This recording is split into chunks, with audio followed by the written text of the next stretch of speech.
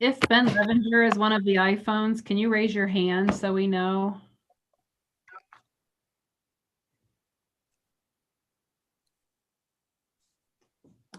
I don't know. Okay. Okay. Okay, you're good to go. Good evening. It's 6:06 p.m. and I call to order the October 14th, 2020 meeting of the Board of Zoning Appeals for the City of Cuyahoga Falls. We are participating in this particular meeting via Zoom under the COVID regulations issued by the state of Ohio. Joining me here on the Zoom call thus far are the other members of the board who have been kind enough to volunteer their time to this board. They are volunteers and residents of the city who've been appointed by the mayor and approved by city council. We also have participants from the planning department, and it looks like we have representatives of the applicant as well as members of the public. The way we're going to proceed is roll call, explaining the meeting procedure. We will then hear from the city. We will then hear from the applicant or representative. We will then hear from the public, if any, and then the board will deliberate. We'll start by having the secretary now take roll call.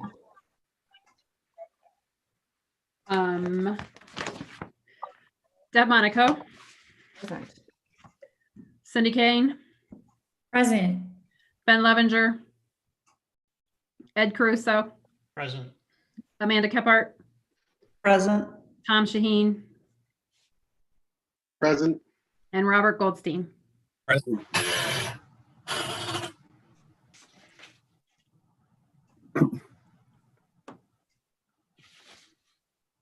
Will the secretary or representative there at this point read the record, the issues for the meeting tonight into the record? Thank you.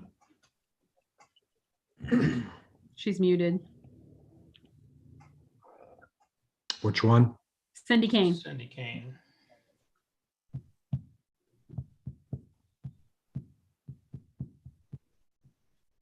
Okay. Present. Okay, can you hear me now? Yes. Thank you. File VAR-20-00038. Area variance for the property located at 4095 State Road, zoned MU-3. The applicant is Cartwright, and their representative is Architectural Alliance. Cartwright intends to use the site for used car sales. The request for a variance is necessary because the site lacks the required frontage of 300 feet to operate an outdoor sales lot in a mixed use district. 4095 State Road has 224 feet of frontage.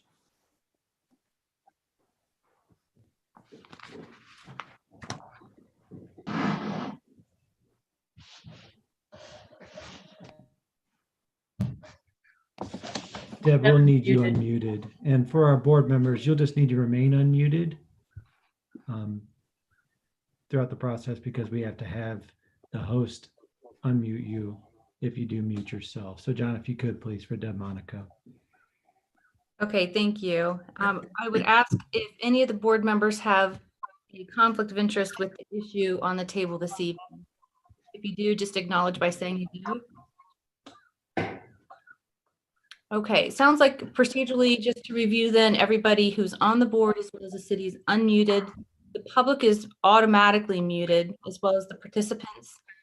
And what we're going to need to do is, as we're entering that portion, the applicant portion or the public portion, if you will go ahead and look ahead now to how you can raise your hand, that is how we will know you will want to speak. And for those who are automatically unmuted, if you would just take a moment to silence any other devices in your vicinity. Okay, it looks like we're ready to hear from the city. Mr. Paul. Okay. Yes, thank you, Ms. Monaco. Good evening, everyone. My name is Adam Paul. I'm the senior planner for the city. I'll be presenting on our staff report this evening regarding the variance. It's our lone item of new business, that is. So I'm going to go ahead and share my screen to go over our staff report. Get situated here a little bit, please. Excuse me. Can everybody see this? Yes. That's participating with a screen, I guess. Okay, so as mentioned, the application summary you see here is the same as that which was read from the agenda. The site in question at 4095 State Road is formerly a Burger King, which has been vacant for some time. I don't know exactly how long, but if you've been up that way, you've probably noticed. The zoning designation on this site is MU3, which is a mixed use designation. And the acreage is 1.82 acres. And you can see from this table here on our staff report, all of the adjacent properties share the same zoning designation with a couple different types of uses. One directly across the street being an outdoor sales lot as well. The project overview here is that the subject property is a former Burger King restaurant, currently vacant. Prospective buyer is Cartwright. They're not currently, to my knowledge, in this market, and this would be a new location. I think that follows a model of theirs. They can speak more to that if you have questions in that respect. The point of the meeting, a variance request is necessary for them to move to the state road location because in the NU3 zoning district, outdoor sales is a conditional use subject to additional requirements. So one of those requirements is that the property must have a minimum frontage of 300 feet. 4095 State Road has a property frontage of 224 feet. The remaining requirements for outdoor sales would be reviewed in detail at the conditional use and site plan review by our planning commission. So maybe a little unusual for our board tonight to get this type of thing because it's not something that's being newly constructed or proposed. It exists, and it's sort of an interesting thing. Per the statement of facts narrative, the applicant wishes to utilize the existing site zoned MU3 and renovate the existing building to a conditional use for used car showroom and service that will require a conditional zoning certificate. The criteria for approval can be met through design except for the required 300 feet of frontage. This is a hardship unique to this parcel due to its shape as it contains only 224 feet of frontage. It is the opinion of the applicant that the conditional use of used car sales and service will not detract from the essential character of the existing neighborhood and aligns well with the general plan. The existing building will be renovated to accommodate the new use and will provide an updated and lively look to the area. And that was submitted, I think, by Mr. Caldy from Architectural Alliance with the application. As we move through our staff report here, you'll see I've provided a zoning map of the area showing you, again, all the MU3 zoning district zoning designations around it. This is the proposed site plan. You'll see, again, the reason for our variance consideration tonight. This is what we're referring to as frontage, that being the front property line where it meets an improved public street. The frontage requirement comes again from the conditional and the limited use standards from the city. And that was a result of development of the code and the public participation process in which it was determined we want to see greater space and have enough room for all the type of product and services required of these types of uses that was the amount determined to be appropriate to meet that. As we continue through our staff report, as you know, we distribute these plans and applications to various departments throughout the city. We had no comments from any other departments about it. So moving into our variance review criteria, again, this comes directly out of the code and is considered with every variance application. And we'll just start with these. Number one, development of the property in accordance with the standards of the current or planned zoning could not occur due to unique physical conditions on the property. Section 1133.02 of the General Development Code regulates limited and thus conditional uses as explained. Conditional uses are expected to meet minimum standards for the same limited use descriptions. An outdoor sales lot in the MU3 requires this. It also has additional requirements that might exceed certain other site development requirements of the city. For example, landscaping, lighting plans, setbacks, and other development standards required to be met. And so before this can go to the Planning Commission for review on the conditional use, it needs to be a zoning compliant property and file. And that's where the need for the variance comes in. Should it be approved, the proposed development must then meet additional criteria as explained in the conditional use standards. The request cannot occur due to the unique physical conditions of the property. The property boundaries have not been set or changed by the applicant. Okay. Number 2, granting the variance will be consistent with the purposes of this code and any specific intent sections of the zoning regulations. This particular property does not share a boundary with a residential use. Will be required to adhere to the code requirements for landscaping, screening, lighting, and pavement type. While elements of site design can be made to meet specific conditions and the locality currently hosts several similar use types, the city's planning documents, in fact, created a minimum frontage requirement to limit the potential for used car sales growth in such districts. So that's why it's in the code. It was based on the Ward 8 neighborhood charrette responses and the input that contributed to development of our general plan and then the general development code. Number 3, the difficulty cannot be alleviated by some method feasible for the applicant to pursue other than by variance. The only way the difficulty could be alleviated would be for the applicant to acquire additional property.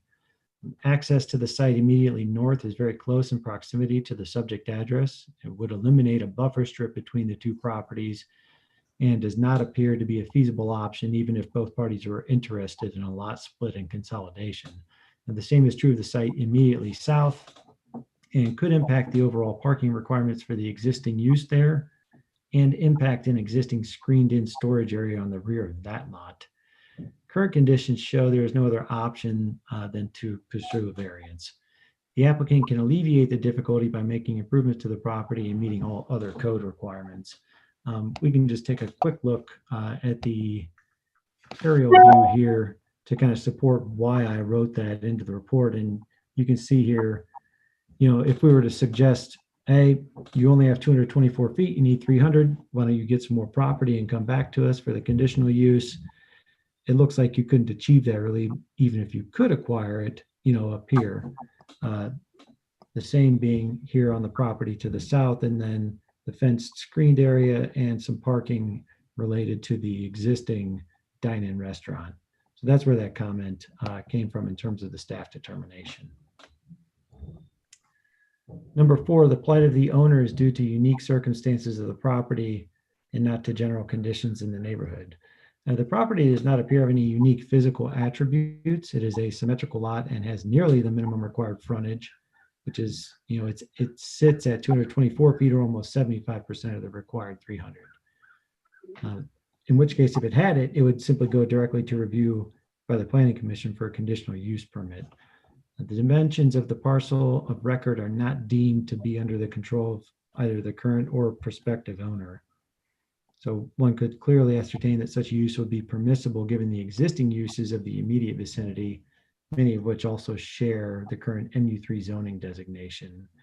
The site context document, this overview map that was provided by, again, by the applicant, kind of shows you that throughout the area where these other types of same and similar uses exist.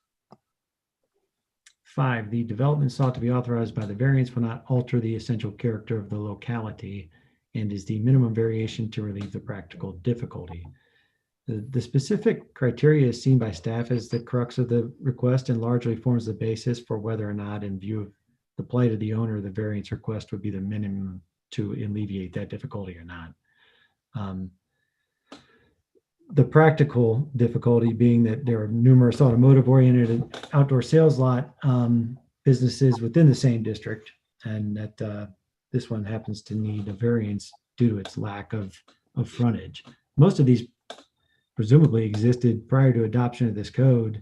Some of them meet it already, but there would be some certainly that don't have that amount of frontage. Number 6, the variation is not substantial in relation to the requirement.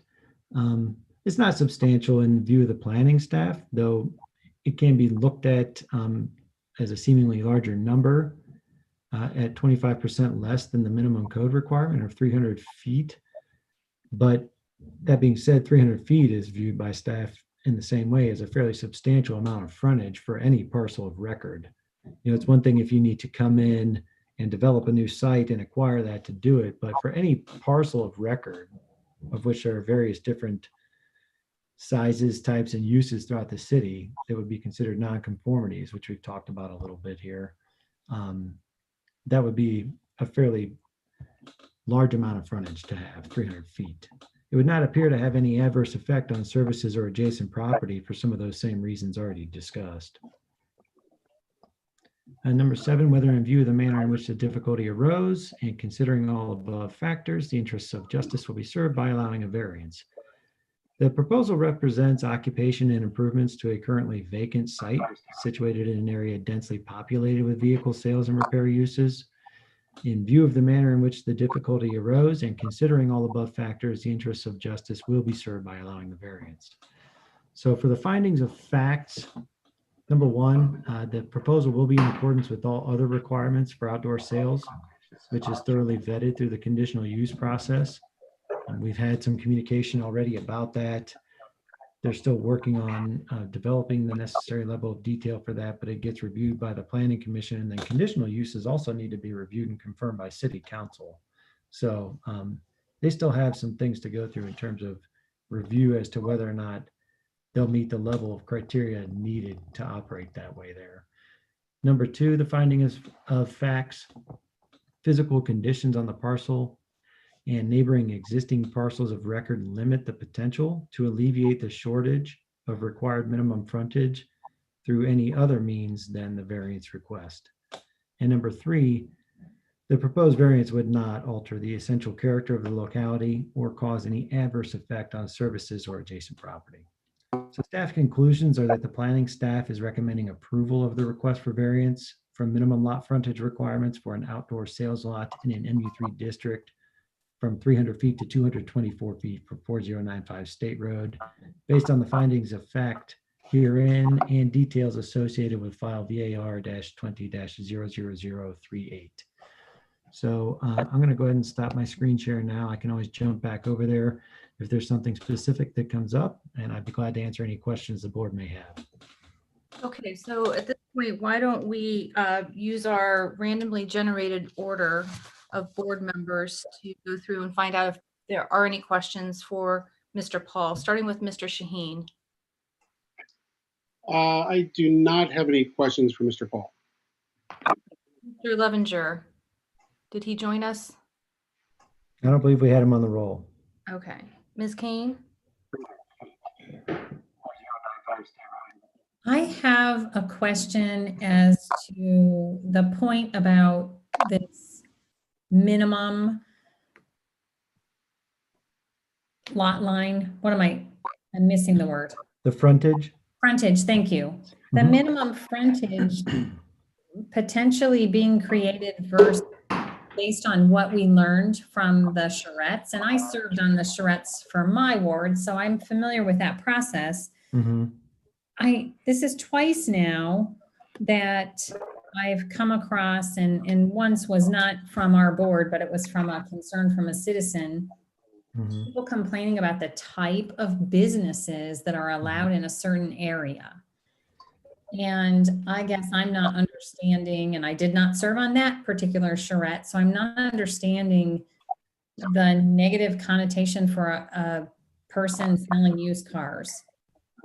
So I'm not understanding if we should be giving that much consideration, I guess.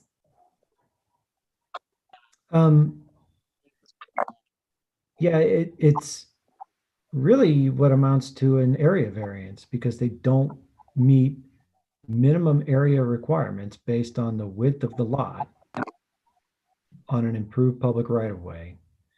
And I think that the board's task tonight is to take the criteria for variance review and say,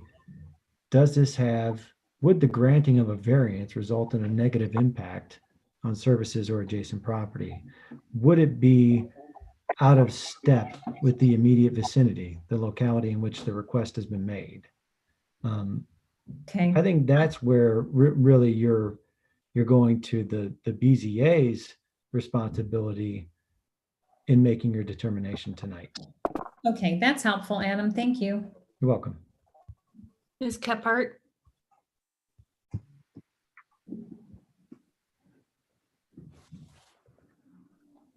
Amanda, I think you might need to try logging in again. I'll circle back to you. I randomly picked myself next. I do not have any questions for the city. Mr. Caruso? I do not. Mr. Goldstein? Questions for Adam? Did you hear me? Yes, you say you had no questions? No questions. Thank you. And can the moderator please unmute Amanda Kephart?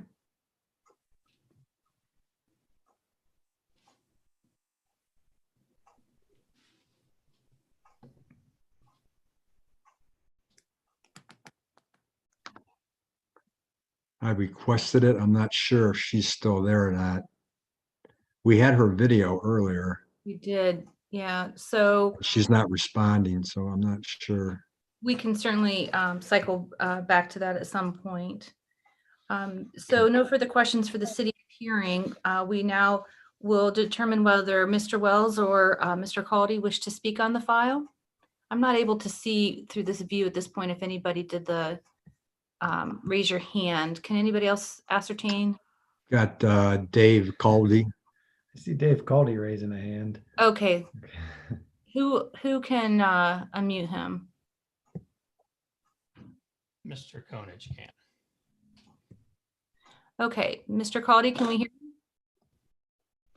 We Yeah, have can you hear me now? Yes. Yes, sir. There we Will go. you please state your name and address for the record? Yeah, it's Dave Caldy. Address is 49 East 3rd Avenue, Columbus, Ohio. And do you swear or affirm anything you're about to state for us is the truth? Yes. Very good. What would you like for the board to know? Well, just here, if there are any questions, there haven't been any thus far. And just want to thank everybody for, spending their personal time to talk about this stuff tonight. We work with a lot of different zoning jurisdictions, and Adam has been extremely helpful and thorough in this entire process. And I think everybody saw that with the description, Adam, that you gave earlier today. So thank you very much for that. I don't have anything to add. I think Adam covered all the bases, but if anybody has any specific questions, we can answer them. Okay, very good. We will go in the same random order as before. Mr. Shaheen. Hey, Mr. Colley, I do have a question. I know to the north, as Adam said, it's really restricted to add any space. Have you contacted anybody on the south side? Because I didn't, and Adam, you might chime in here too. I didn't see a building that would stop them. They have a large parking lot, and that's on the north side of their building. And I was just wondering if anybody had contacted the owner of that building. I don't believe so, Ed. If you look at I'm looking at the aerial right now on Google, and just doing trying to find where you could even capture 300 feet related to this property. There's the El Rancho Mexican restaurant that's just south of this site, and then north of it is that the Gilmores and kind of that retail building up there. So the space, and this is taken right off of Google, but if you go building face of Gilmore's to building face of El Rancho, it's about 340 feet. But you would have to obtain the parking lot basically to even get into that realm. I think that the way we've been addressing the property thus far is when, first of all, it was an exciting opportunity to work with Cartwright. If you guys Google them and look at their other facilities, they're based out of heavily out of Detroit. But this is not this is a nice used car facility. They're going to do a very nice job here. And when we look around at the other character around here, there's just a ton of automotive stuff just everywhere. And Adam, you kind of hit on it earlier that there's many of these other lots and parcels do not have the 300-foot frontage that is what we're asking for today. So it didn't seem like something that was necessary to pursue, just given that so many of the neighbors in the immediate proximity also have what appears to be not the same amount of frontage. Adam, does that seem to be true that some of the other ones do not, or? Correct. Yeah, I would concur. That gets into a different area of our code that's administered in a different way, which deals in nonconformities, and different kind of land use regulation. But yes, on the face of it, simply that not all of these that you see here within the site context image provided by Architectural Alliance, which exists, I mean, these are real, several of them would not have the required minimum frontage. Okay. Tom, for info, I went from Graham Road north to 303. There were not even 20 properties in that distance that had 300 feet frontages. The vast majority were under 200. Right. Well, I sort of figured that. I mean, I know that's 300 is quite a bit, you know, Right. so. Ms. Kane, I have no questions. Thank you. Ms. Kephart? I have no questions. My question would be whether the Cartwright looked at any other sites. Are there other options if they want to, in fact, come to the Falls and establish a business here? I can't speak to that. Lee, I see you on the call. Lee is with Cartwright. You might want to speak to that one. Yes, let's go ahead and unmute him if we could, please.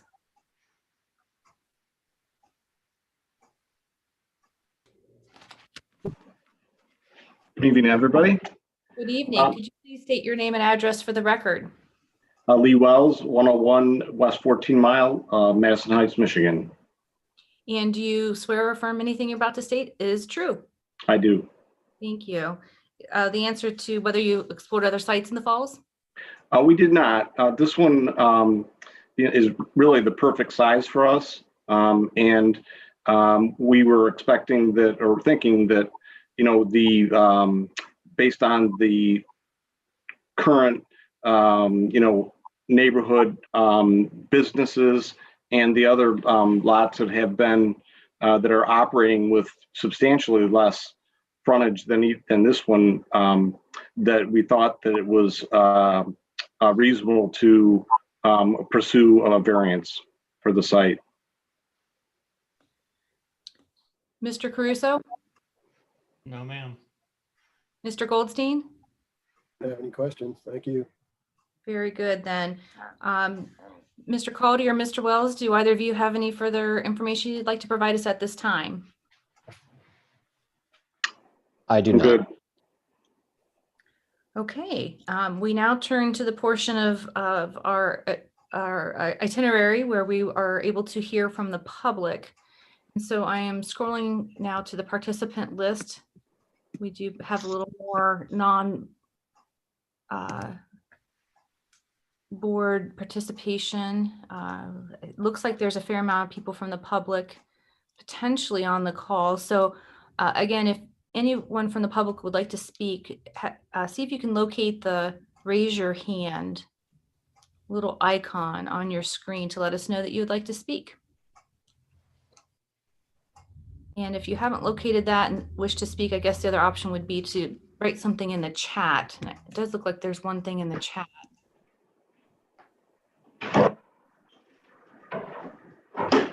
Oh, okay. That was Amanda saying she does not have any questions for the city. Okay.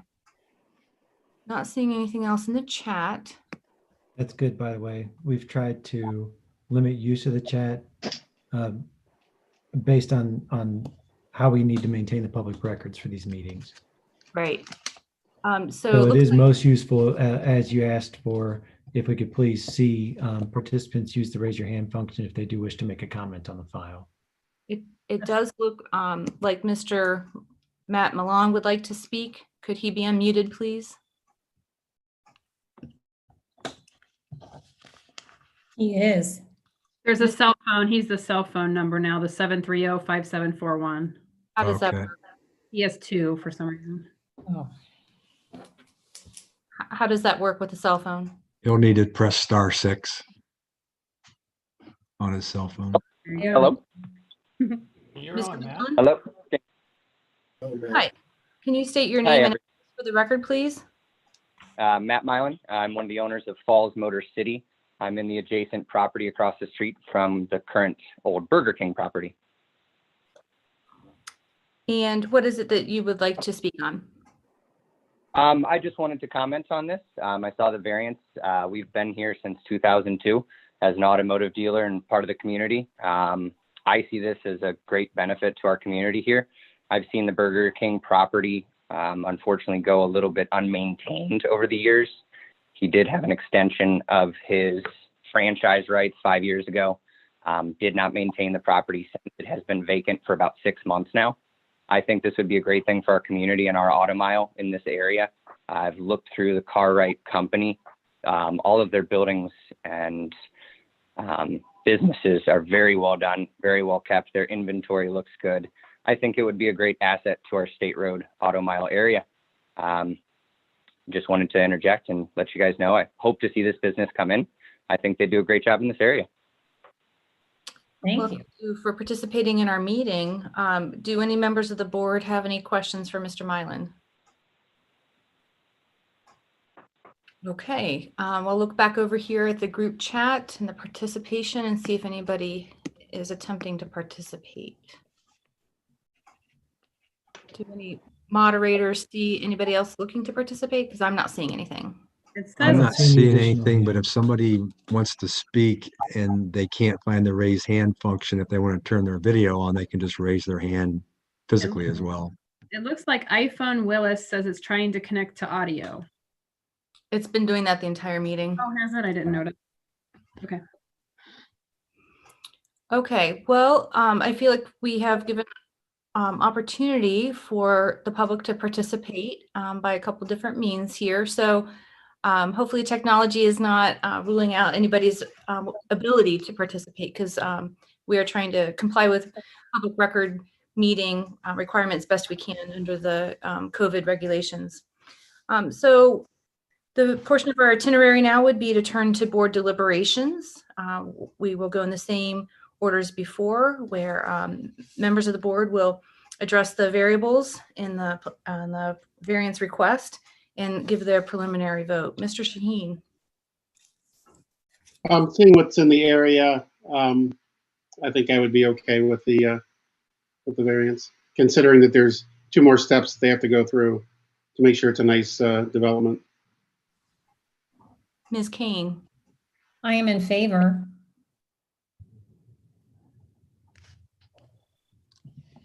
Ms. Kephart. I approve of variance. I, for myself, would say that I do find that the variance factor of difficulty can't be alleviated by some other method to have some weight here, because you can't buy additional frontage. I don't see a restaurant or a retail operation giving up parking space, even if they were to make that request. It seems pretty unlikely. It's not like other cases where we've considered where somebody could take the blueprint of what they're trying to accomplish with a garage or an outbuilding and make it smaller to meet a request.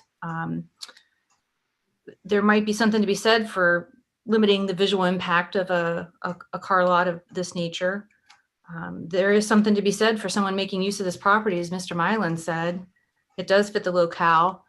And I guess I find I'm not ultimately voting on whether this business gets to be here, but whether it's a reasonable request for a business to get a variance under these circumstances. And I do find it is reasonable.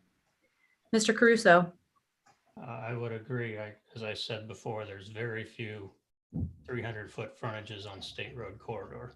Actually, there's probably very few in the city. I've seen Mr. Wells's car lots in the Detroit area numerous times. They're clean, they're well lit. And this doesn't impact any residents at all, so I don't see any problem with it.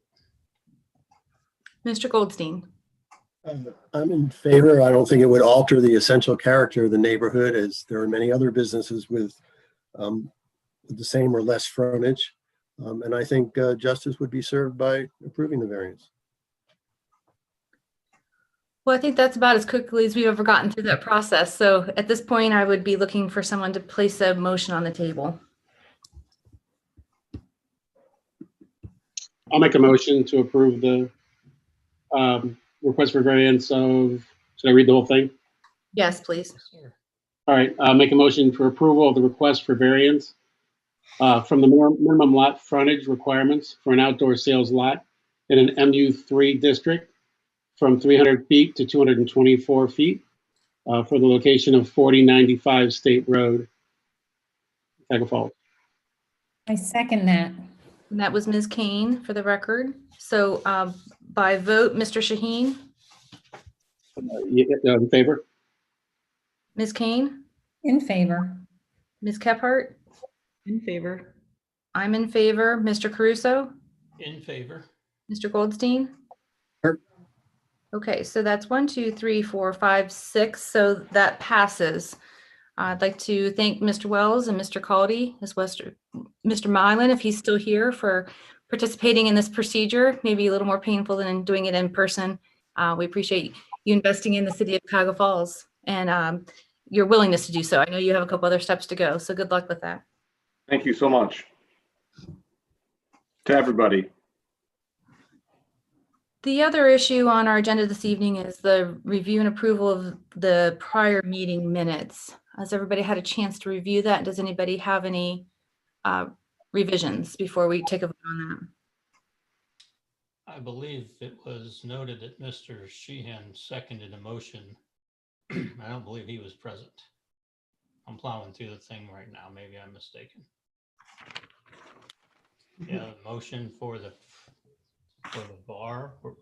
I don't believe Tom was at the last meeting. I was not. Yep. I'll have to go back through my notes. Okay, so that's fine. Unless you have that at the click of a finger, we could just vote on that next time. Or you can just vote on me to change what it is. And I would move that we vote to accept the minutes with the revision by the city. Second. That was Ms. Kane for the record. And so all in favor, let's do a voice vote. Aye. Aye. And that, unless there's any other business, we would be entertaining a motion to adjourn. So moved. I'll second that. And again, by voice vote, all in favor? Aye. Aye. Aye. Okay. Nice to see your faces. Nice to see your faces, and we do not have a meeting in 2 weeks, and we will wait to hear from Lori whether we have anything in November. All right, thanks, everybody. Very good. Thank you all very